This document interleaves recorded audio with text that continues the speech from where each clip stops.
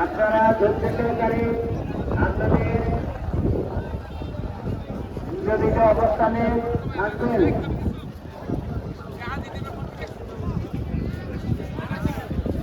আপনারা আপনাদের যোগায় থাকবেন, যোগার থেকে বের হবেন না, কারেন্টে লাগিয়ে হাত দিবেন না, বৃষ্টি হলে কারেন্টে লাগিয়ে হাত দিবেন না এবং কোথাও কোনো সমস্যা হলে আপনারা আমাদের ক্ষেত্রকে যোগাযোগ করবেন। বিদ্যুতের যদি কোনো সমস্যা হয়